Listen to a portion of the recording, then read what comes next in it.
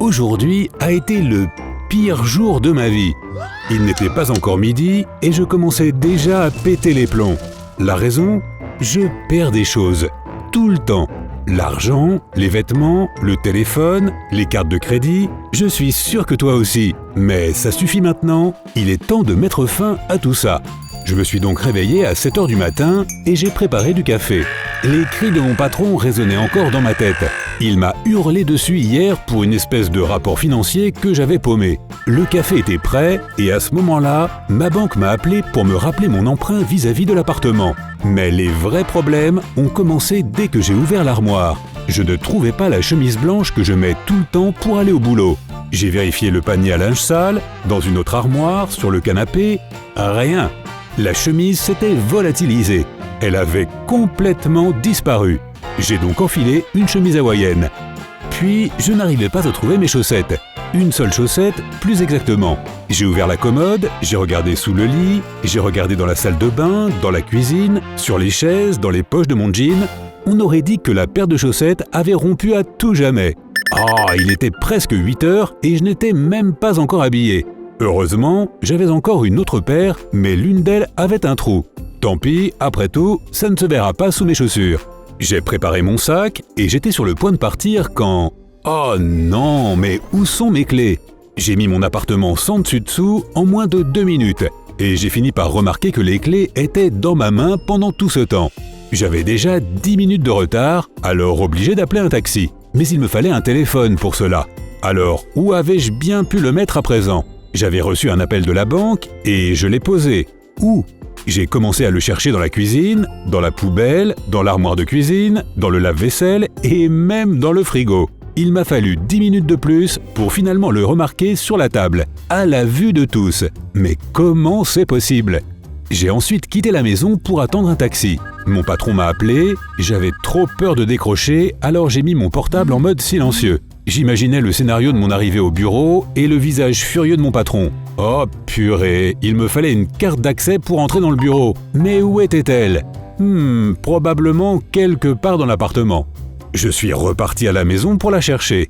C'est une petite carte que je garde toujours dans mon portefeuille. Mais évidemment, elle n'y était plus. J'ai regardé sous chaque coussin du canapé, sous la table, sous les couvertures. Mon patron m'appelait à nouveau.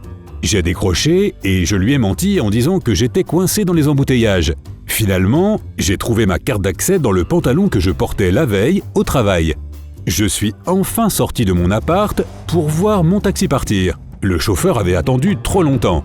J'en ai appelé un autre et je suis enfin arrivé au boulot. Je suis rentré tard le soir et je me suis vautré sur le lit, épuisé. Je ne veux pas me remémorer ma journée de travail, alors je vais être concis. Je suis arrivé au bureau dans l'après-midi. J'ai reçu une lourde réprimande, j'ai perdu un email important d'un collègue et j'ai oublié le mot de passe de mon ordinateur. J'ai décidé de découvrir pourquoi on perd des choses comme ça et comment me débarrasser de ce problème pour toujours. La première chose que j'ai apprise est que je ne suis pas la seule personne dans cette situation. Un grand nombre de personnes perdent tout le temps quelque chose. Selon une étude, une personne perd en moyenne 5 à 9 choses par jour. Et nous passons près de 6 mois de notre vie à chercher des objets perdus. Je pense que j'y consacre plus de la moitié de ma vie.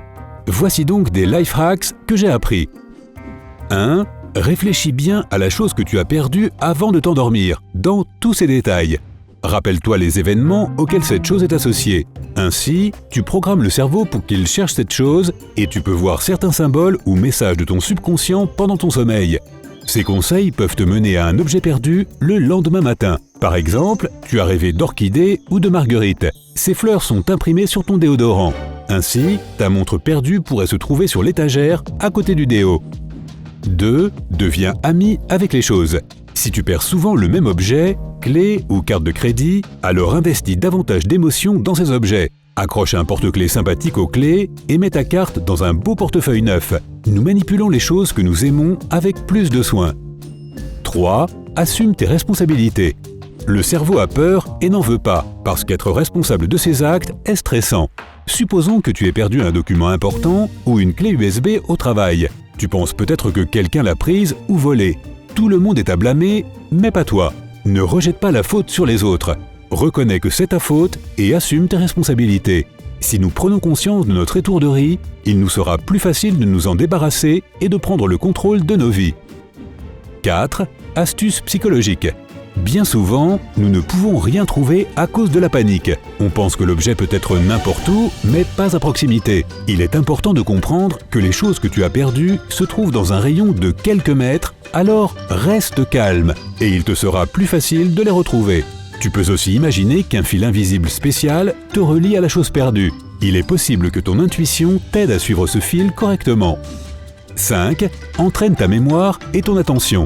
Dis-toi immédiatement, les clés sont sur la table en posant tes clés sur la table après le travail. Une telle étiquette mentale t'aidera à te rappeler où se trouvent tes affaires. Sinon, tu peux commencer par le dernier souvenir associé à l'objet perdu. Où est-ce que tu l'as vu pour la dernière fois? Construis une image détaillée des événements de ce moment et elle te mènera à destination. Et le mieux que tu puisses faire est d'assigner un lieu à chaque chose importante et de l'y placer à chaque fois. Passons maintenant à la raison de tout cela. Sigmund Freud m'a aidé dans cette mission. J'ai étudié ses recherches dans le domaine de la psychologie et du comportement inconscient et j'ai découvert que nous perdons des choses parce que nous le voulons nous-mêmes. Notre cerveau fait cela sans le savoir, en réalisant nos désirs secrets. Au début, je n'y croyais pas. Carte de crédit, clés, téléphone, argent et autre chose, je doute vraiment de vouloir me débarrasser de tout cela. Mais ensuite, j'ai regardé ma journée de cauchemar sous un autre angle. J'ai réalisé que je ne voulais pas aller travailler aussitôt que mes yeux se sont ouverts ce matin-là. Mon cerveau m'a dit « Ok, je vais te filer un coup de main ». Il a effacé les souvenirs de l'endroit où j'avais laissé ma chemise de travail, mes chaussettes, ma carte d'accès et a même caché les clés dans ma main. Mon cerveau a perdu toutes ces choses pour que je ne puisse pas quitter la maison. Mon absentéisme au travail, les conflits avec mon patron, c'était tout ce que mon cerveau me signalait pour que je sorte de là et fasse autre chose. Je ne trouvais pas le téléphone dans la cuisine, bien qu'il se trouvât juste devant moi. Mon cerveau me l'a caché parce qu'il ne voulait pas d'appel de la banque et du patron. Il arrive que les gens se disputent avec un membre de la famille et ne trouvent pas les clés. C'est parce que le cerveau veut être seul et ne veut pas retourner à l'endroit où les conflits l'attendent. Les cartes de crédit manquantes sont associées à l'argent de la banque que nous devons rendre. Le cerveau ne veut pas s'occuper des dettes et des prêts. Toutes ces pertes sont des indices du cerveau dont tu as besoin pour changer ta vie en mieux. En quoi cela m'a-t-il aidé? J'ai changé de travail et maintenant, je suis heureux de me réveiller le matin. Je n'ai pas encore remboursé mon prêt à la banque, mais j'ai commencé à dépenser avec plus de parcimonie et j'ai arrêté d'acheter des choses inutiles. J'essaie d'avoir moins de conflits avec les gens au téléphone.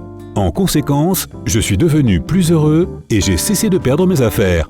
Le pire jour de ma vie s'est avéré être le meilleur après tout.